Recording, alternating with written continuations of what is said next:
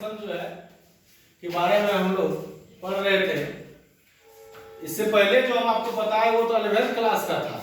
अभी 12th class का जहां से शुरुआत होती है वो है साइन इनवर्स एक्स। अब जैसे साइन इनवर्स एक्स फंक्शन जो है इसका डोमेन हो जाएगा माइनस इंफिनिटी से प्लस माइनस 1 से 1। साइन इनवर्स एक्स का डोमेन हो जाएगा -1 से 1 और इसका प्रिंसिपल वैल्यू ब्रांच। ये प्रिंसिपल वैल्यू ब्रांच क्या होता है? एक्चुअली में होता है क्या, sine cos tan cot sec cosec जो भी फंक्शन है ये अपने नेचुरल डोमेन और रेंज में यह मेनी वैल्यूड फंक्शन होता है। जैसे कि आप जानते हैं साइन 0 का भी मान 0 होता है, साइन 180 का मान भी 0 होता है, साइन 360 का मान 0 होता है, साइन 720 का, साइन -180 का, साइन -360 का और ढेर सारा ऐसा एंगल होगा जिस पे इसका वैल्यू जो है सेम होता है। ये मेनी वैल्यूड फंक्शन है और मेनी वैल्यूड फंक्शन का जो है ये many one onto function हो गया है। Many one onto function का हम लोग इनवर्स में निकाल सकते हैं। आप लोगों को मालूम है कि हम लोग इनवर्स जो है वन ऑन टू फंक्शन का ही निकाल सकते हैं। तो इनवर्स उसी फंक्शन का पॉसिबल होगा जो वन ऑन टू होगा। तो इसका डोमेन और रेंज की हम लोग बात करते हैं कि साइन इनवर्स एक्स जो है इसका डोमेन क्या हो जाएगा और इसका प्रिंसिपल वैल्यू ब्रांच। इसमें हम लोग रेंज जो है पूरा नहीं लिए हैं। रेंज अगर पूरा ले लेंगे नेचुरल जो है इसका डोमेन रेंज ले लेंगे तो उसमें इसका इनवर्स हम लोग नहीं निकाल सकते क्योंकि उसमें ये मेनी वैल्यूड फंक्शन हो जाएगी और हमको चाहिए वन ऑन टू फंक्शन। इस वजह से हम लोग क्या किए, इसको इसके रेंज को किसी खास इंटरवल में इसको क्या किए, रेस्ट्रिक्ट कर दिए हैं यानी प्रतिबंधित कर दिए हैं जो -π/2 से π/2 के बीच में है। और आप देखिए यहाँ पे वो इसका प्रिंसिपल वैल्यू ब्रांच कहलाता है। ये क्या कहलाता है? Principal value branch. और प्रिंसिपल वैल्यू ब्रांच क्या है? साइन का देख लीजिए आप, साइन इनवर्स का -π/2 से π/2, -π/2 less equal to y less equal to π/2। इसी तरह से cos जो फंक्शन है इसका डोमेन हो गया cos इनवर्स फंक्शन का डोमेन हो गया -1 से 1 और इसका प्रिंसिपल वैल्यू ब्रांच होता है 0 less equal to y less equal to पर। tan इनवर्स x फंक्शन है जिसका डोमेन हो गया -∞ से +∞ और इसका प्रिंसिपल वैल्यू ब्रांच हुआ -π/2 less equal to y less than π/2। और cot इनवर्स जो फंक्शन है इसका डोमेन हो गया -∞ से +∞ और इसका प्रिंसिपल वैल्यू ब्रांच है 0 less than y less than π।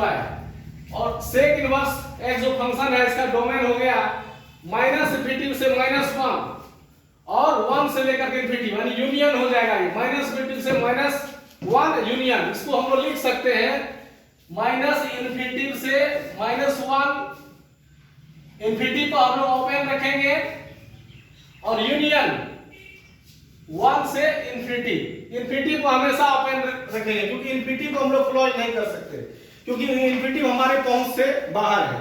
इसलिए हम लोग जब भी इंफिनिटी पर लिखेंगे ये छोटी कोष्ठक से इसको घेरेंगे, ओपन इंटरवल में ही होगा। जैसे कि आप देख लीजिए ये x लेस इक्वल टू -1 का मतलब हुआ -∞ से -1 और फिर ये 1 के बराबर भी है यूनियन, इधर भी -1 के बराबर है और इधर जो है 1 से लेकर के इंफिनिटी यानी यहां भी 1 के बराबर भी है। देखिए आप जैसे कि जानते हैं कि 90 डिग्री पर जो है सेक परिभाषित नहीं होता है, इसी वजह से हम लोग 90 डिग्री इधर घटा दिए π/2 घटा दी। किसमें? ये जो cos का जो प्रिंसिपल वैल्यू ब्रांच है वही है sec का भी, लेकिन अंतर बस यही है इसमें क्या है π/2 हम लोग घटा दी क्योंकि जानते हैं हम लोग कि π/2 पर जो है sec इनवर्स परिभाषित नहीं होती इसलिए घटा दी।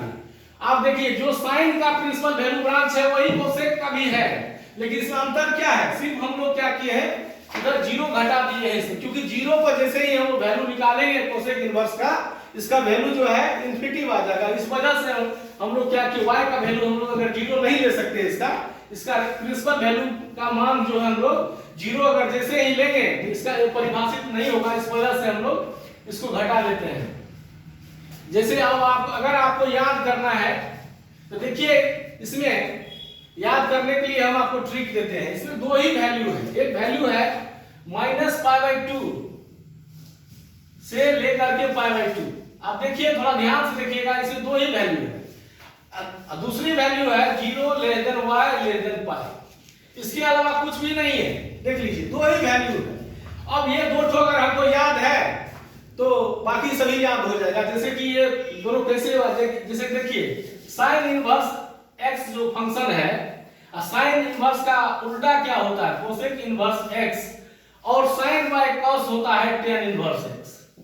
ये देखिए मोटा मोटी हम लोग कह सकते हैं कि ये तीनों फंक्शन का वैल्यू जो है लगभग में जो है माइनस इंफिनिटी से प्लस इंफिनिटी में इसका प्रिंसिपल वैल्यू ब्रांच है। और ये प्रिंसिपल वैल्यू ब्रांच बहुत ज्यादा इंपॉर्टेंट है, अगर आप इसको याद रखेंगे तभी जाकर के इसका सवाल आप बना सकते हैं।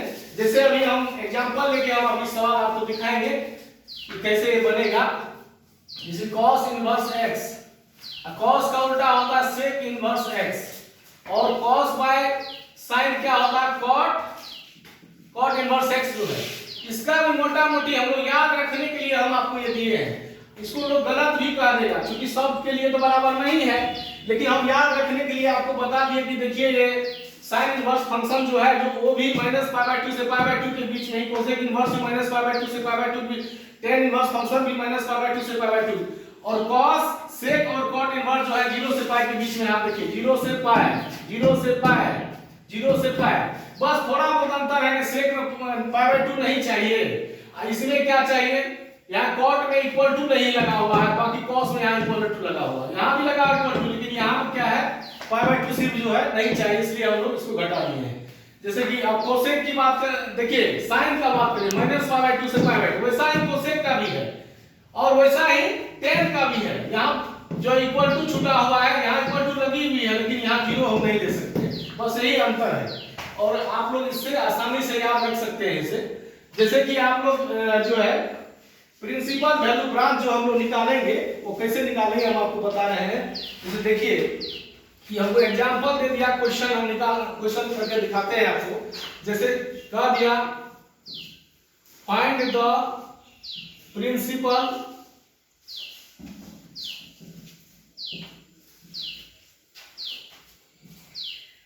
को याद रखेंगे।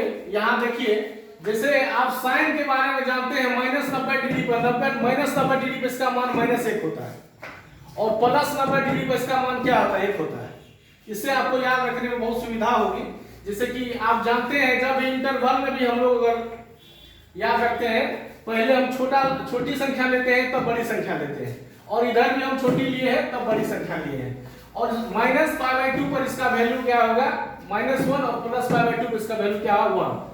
cos में आ जाइए, cos जो है पाई का वैल्यू हो जाएगा -1 और 0 हो जाएगा 1, और tan के बारे में आपको -π/2 पर -∞ और +π/2 पर +∞ हो जाएगा।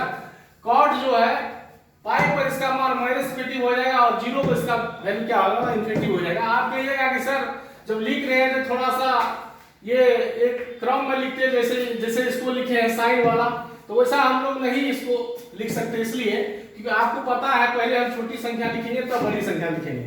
लेकिन आपको पता है जैसे कि पाई का वैल्यू जो है cos ये सेकंड क्वाड्रेंट में है, और सेकंड क्वाड्रेंट में क्या हो जाएगा यहाँ नेगेटिव हो जाएगी, तो नेगेटिव वैल्यू पाई पर होगी ना कि 0 पर।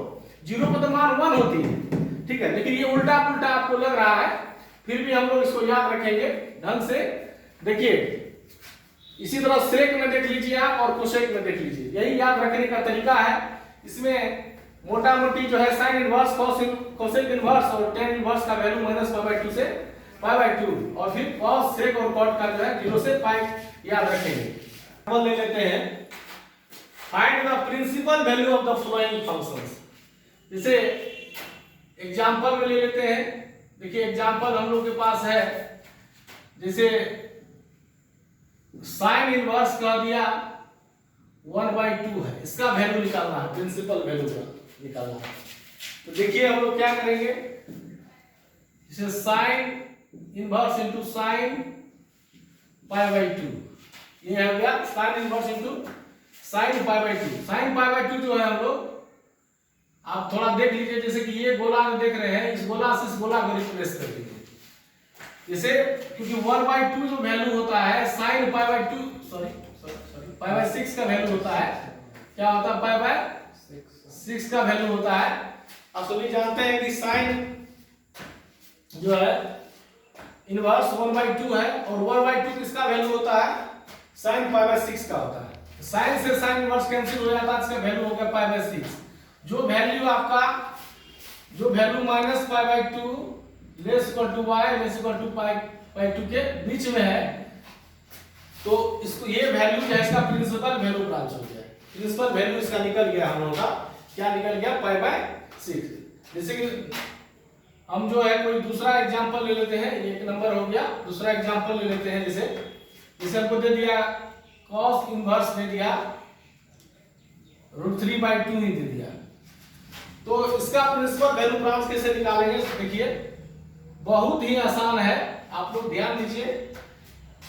इसका वैल्यू हो जाएगा cos पाई बाय कितना हो जाएगा, कितने का वैल्यू है, पाई बाय 6 का वैल्यू है। तो देखिए ये हम लोग का वैल्यू जो होगा cos से cos इनवर्स कैंसिल हो जाएगा। आखिर ये होता कैसे है, ये तो ये हम लोग सबसे पहले देखते हैं कि कैसे होता है।